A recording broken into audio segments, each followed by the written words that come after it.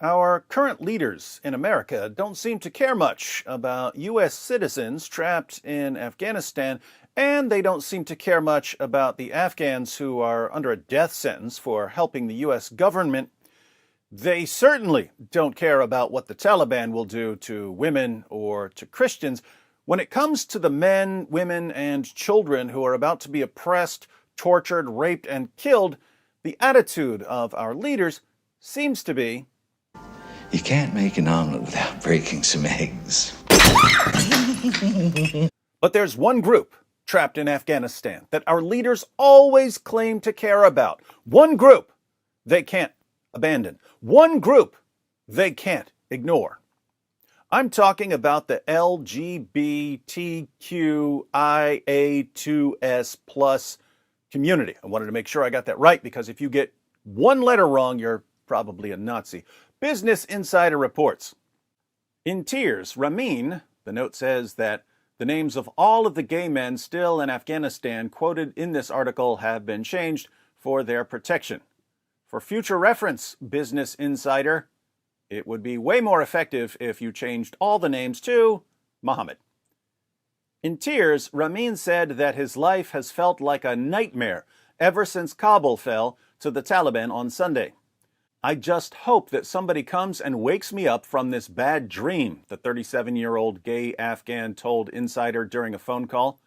Ramin, who works for the United Nations, once enjoyed Afghanistan's vibrant, underground gay scene. Even though homosexuality was illegal, he said he felt relatively safe making his weekly visit to a clandestine karaoke bar in Kabul to sing and dance with other members of the country's hidden LGBTQ communities. "It was fantastic and so much fun," Ramin recalled. "If it makes you feel any better, Ramin, there won't be any more singing and dancing for anyone in Afghanistan, not just for gay men." But in days, Ramin's life, like so many gay Afghans, has been turned upside down. He now lives in constant fear and is too afraid to meet up with his boyfriend of 3 years. "If the Taliban finds out about us, they'll sentence us to death," Ramin said, crying. "I think we will have to stop our relationship." Like Ramin, 21-year-old student Ghulam also fears that he may not see his partner again. "If we get caught, the Taliban will kill us," he told Insider during a phone call. "Yes, they will.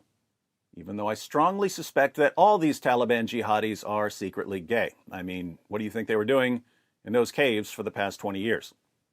The Taliban is expected to implement a stringent interpretation of Sharia law. Is there any other interpretation of Sharia law? Which means homosexuality would be punishable by death. In July, German newspaper Bild reported that a judge from the radical Islamist group vowed to sentence gay men to death by stoning or by being crushed by a 9-foot wall. Ghulam is so terrified of being identified as gay and put to death that he has not left his home since the Taliban took over. "We cannot go out because we are just scared for our lives," he said. The student, who has dropped out of his university studies, said he sees no future in Afghanistan. "If I had permission to get a visa to go to another country, I would not stay here for another second," he said. "What are you talking about, Ghulam? Everyone knows that Sharia is wonderful for everyone. Just ask any journalist, actor, or college professor here in America. Trust me, they know. And if all of reality says they're wrong, well, so much for reality." Saeed, a 36-year-old gay man from northern Afghanistan's Balkh province, told Insider via Facebook Messenger that he is also desperately seeking asylum from the new hardline Islamist regime. "Life," he said, "has dramatically changed for the worse in the space of a week. Previously, I could meet face-to-face with a partner without feeling any shame about it," Saeed said. Homosexual sex has technically been punishable by death in Afghanistan for decades, but according to the UK Country of Origin report on Afghanistan, it has not been applied since the end of the Taliban's first regime in 2001. Now Saeed fears that executions will become common, as was the case during the Taliban's previous period in power. "It's clear to me that as soon as the Taliban know that I am a gay man, they will kill me without even thinking about it, he said.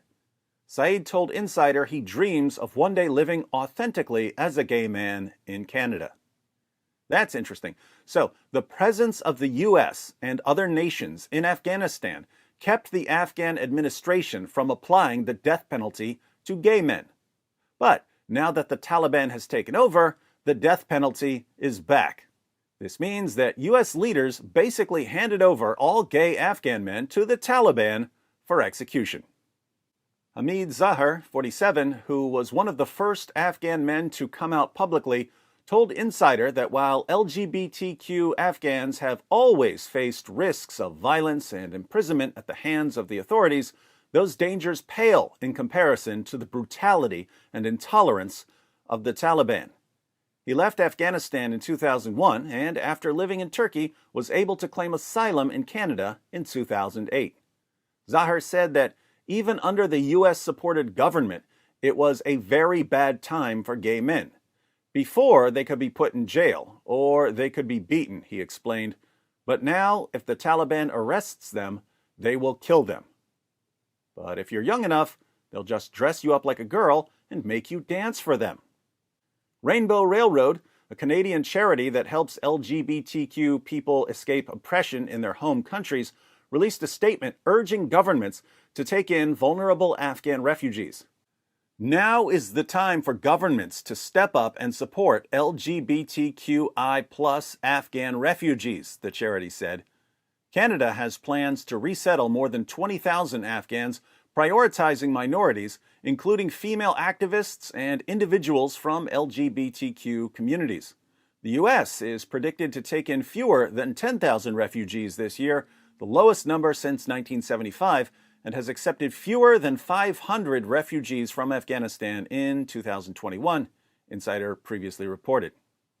So, gay men in Afghanistan want to leave Afghanistan and live their lives in Canada or the US or Europe. Now I'm confused. According to everything I hear from politicians and journalists and educators and entertainers, Western nations are horribly intolerant, and Islam is the most tolerant ideology in the universe. Based on everything I hear from politicians and journalists and educators and entertainers, oppressed people should be fleeing Western nations and traveling to Muslim nations. But for some strange reason, no one wants to leave Western nations and travel to Muslim nations, not even Muslims, and Muslim nations are filled to the brim with people, especially Muslims who want to leave and travel to Canada or the US or Europe.